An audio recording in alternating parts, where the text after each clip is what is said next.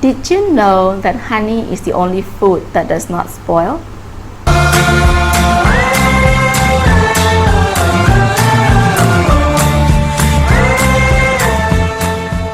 Hi, welcome to the second episode of Tuesday Talk Time, the place to talk about life, success, and happiness. Send in your thoughts and questions to us through Twitter and we shall discuss it in the following episodes. Today's question is from Piera, my close friend. She asked me 2 weeks ago, "Congratulations on your book. Are you working on your next book right now? How do you find time to write your book while staying at home taking care of 3 young boys?" Well, Piera, thank you so much for your question. And yes, my book, Why Some Can But Others Can't, Secrets to Life, Success and Happiness, is out on Amazon and Barnes & Noble. The link is in the description below. And yes, I'm currently working on my second book. I will let you know when it's in stores.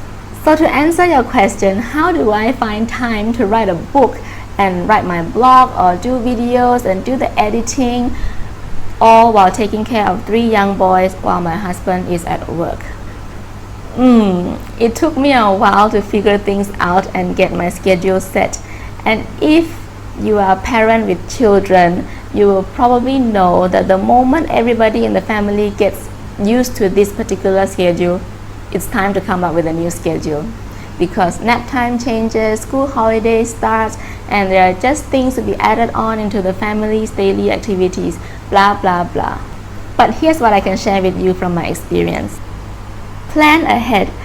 I find myself more productive when I have planned beforehand what I was going to do the moment I have my free time, simply because I know exactly what I needed to work on the moment I got my time.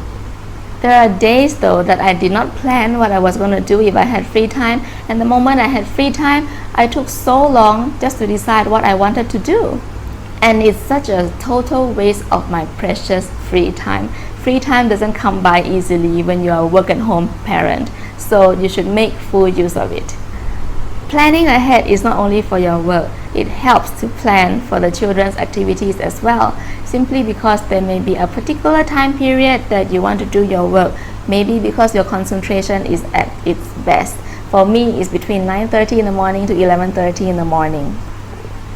Once you know what time you are at your most efficient, plan what you want your children to be doing to minimize them interrupting you. I know it's difficult to plan 2 hours worth of activities, but you don't have to. You just have to let them play first, and when they are bored, they will come to you, and that's when you introduce the planned activity. Let them be engrossed with that activity, and hopefully it will keep them occupied for at least half an hour while you do your work. Once they're done, let them go back to their free play, and voila, you have had your free time. Secondly, break up your time. This is something that probably most work-at-home parents understand. We can't work a long stretch of hours like our counterparts who work office hour 9 to 5. We just can't. In the first place, we chose to work at home because we want to spend time taking care of our children. So it only goes to say that we should break up our work time into different sections throughout the day. If you're an early riser, I'm still trying to be one, you can wake up 45 minutes earlier than the rest of your family, spend that time to do your work in peace. You can have another stretch of 1.5 to 2 hours of work after sending your bigger kids to school, another 2 hours during the nap time, and another 2 hours after everyone has gone to bed. One thing I want to put across here is that you should also allocate enough playtime with your children. What I realize is this: when they feel that they have had enough playtime with you, they don't disturb you as much. So the more you avoid playing with them, the more they will interrupt you while you're doing your work. If you spend enough time playing with them on the floor, they will leave you to do some work. If you spend enough time bringing them to the park, they will leave you to do some work while you get home. They will actually be okay playing all by themselves, and you will have time to do your work. It's just a matter of giving them that attention that they crave for, and if they're satisfied with what you have given them, they won't bother you. The third point, some things have got to wait, and it's definitely not your work. I know being a stay-at-home parent or work-at-home parent is really overwhelming. Apart from having to take care of your children, there are piles of laundry unfolded, there are piles of dishes undone, and there are just so many things on the floor, so many toys, and you feel like you need to get everything in order before you can start doing work.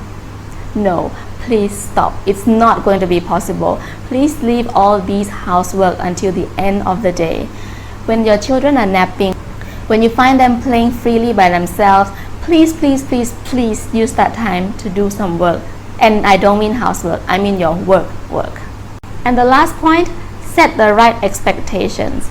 Although this is the last point, I feel that it is one of the most important points. You have to set the right expectation of how much you want to get done in a day, in a week. You know yourself best, you know your children best. I will not be able to give you a guideline simply because the nature of my work and the nature of your work may be different. You may or may not have deadlines. You may or may not be able to set your own deadlines. But the bottom line here is that you have to set the right expectations. There is no point setting high expectations only to realize at the end of the week that you are so far behind your schedule, and it only gives you stress. And we don't want that to happen. Remember, working at home does not equal to working full-time.